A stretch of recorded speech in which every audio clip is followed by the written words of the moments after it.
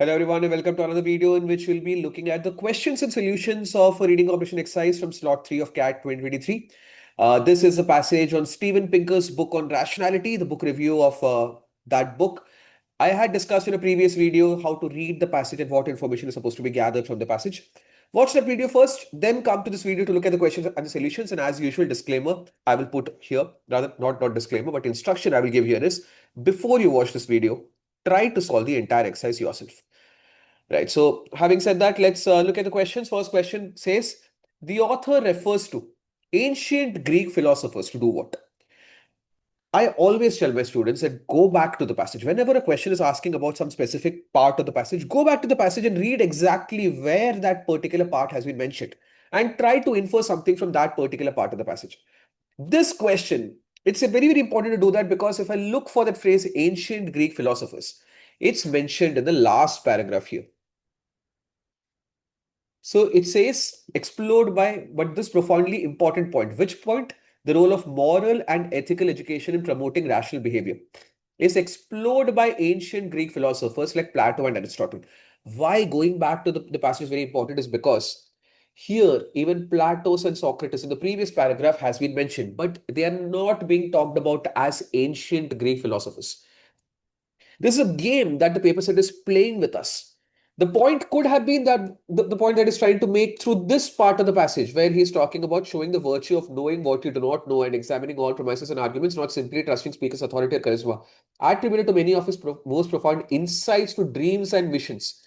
This point the author is trying to make through Plato and Socrates, who are also ancient Greek philosophers, but he's not calling them that.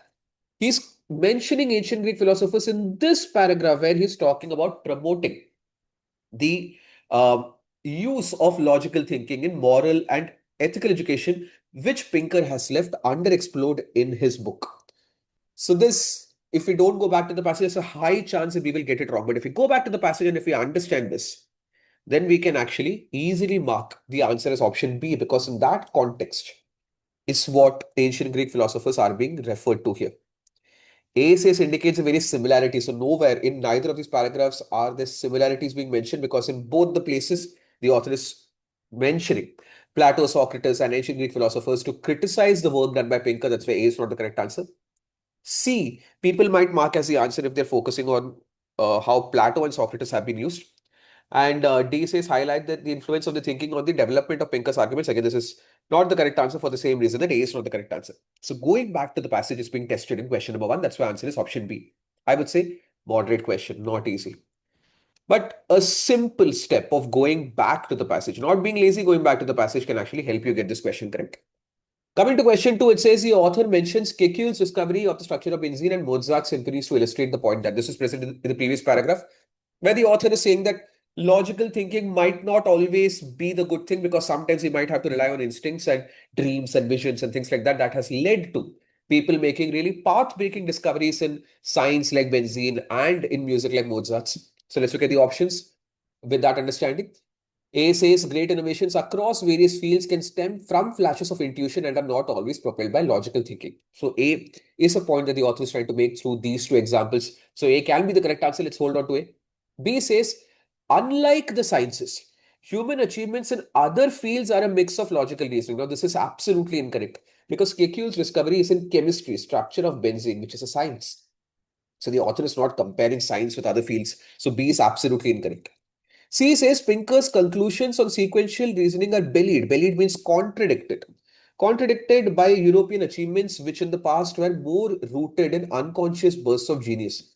Looks like a possible correct answer, because whatever Kekule and Mozart did were unconscious things that they were consciously thinking about. It just came in bursts as insights to them. So probably C can also be the answer. So let's hold on to C. D says it is not just the creative arts but also scientific fields that have benefited from flashes of creativity. Now, see, why D is not the correct answer is because the author is giving creative arts and scientific fields the same level of importance.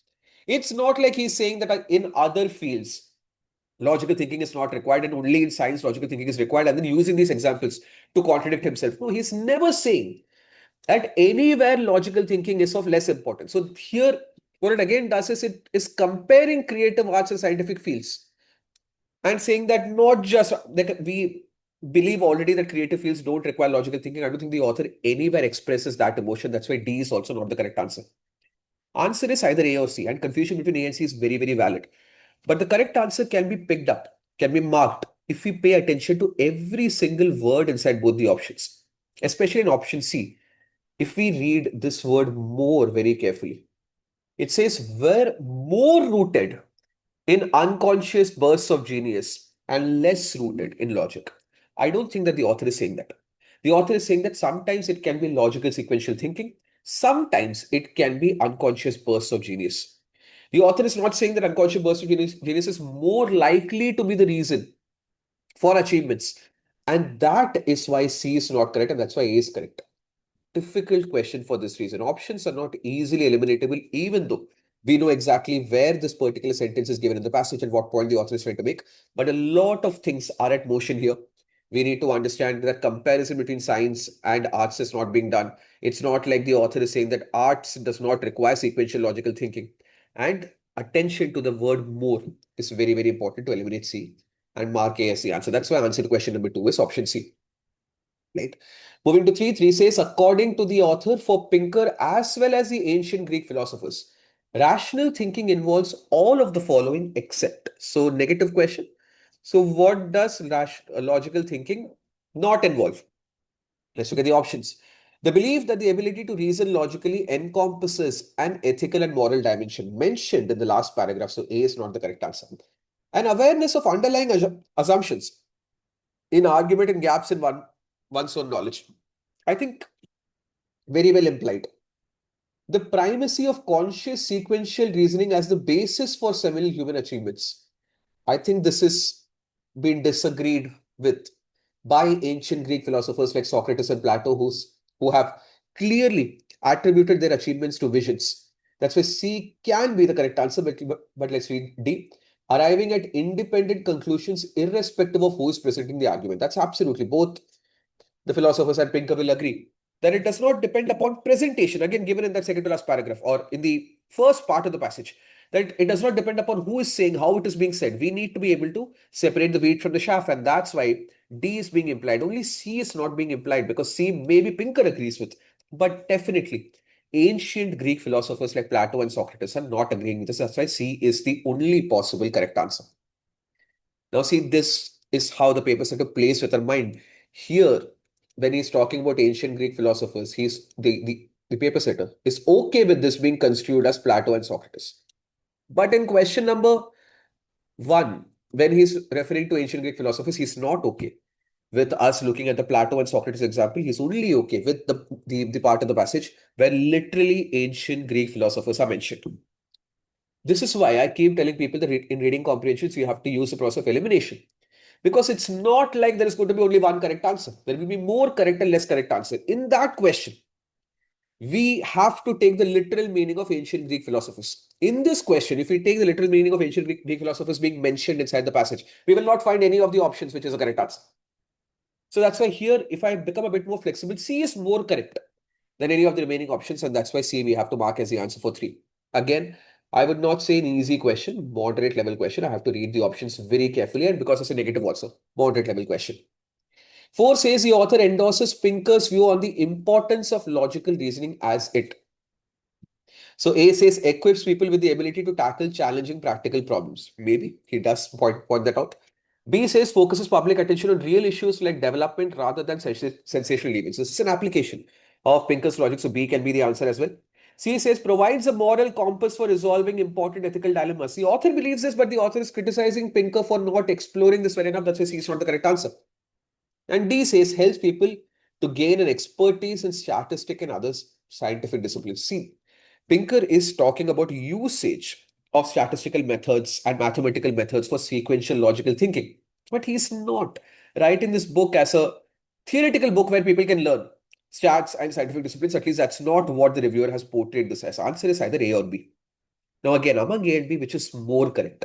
So, if you remember when we're reading the passage, I told you that this paragraph, this fourth paragraph, is very important to focus upon because Pinker's main focus is the sort of conscious sequential reasoning that can track the steps in a geometric proof or an argument in formal logic. Skill in this domain maps directly into the navigation of many real-world problems, and Pinker shows how great mastery of tools of rationality can improve decision making in real-world fields like medical, legal, financial. So this is what the crux of the book is about. But when we are talking about sensational news, there it is an application of this particular skill in the way that we consume news. So for that reason, B is an application of the broader skill that we can acquire from the book. So A is more core to what Pinker's book is about that the author is telling us, whereas B is just a mere application of that skill, and that's why A is the more correct answer than B. Again, coming down to the last two options probably is easier, but it's not that easy to solve this question, so I would say moderate to difficult. Anyone who can get 3 out of 4 in this exercise has the metal to become a 99 percentiler in the VARC section. I think 2 out of 4 you can get, because coming down to the last two options in almost every question is easy. Plus question number 1 I feel is possible to get correct as long as we go back to the passage. I think 2 out of 4 is something that we can strive for, even in a passage where the questions and the options are as difficult and confusing as in this one. All right. Thank you.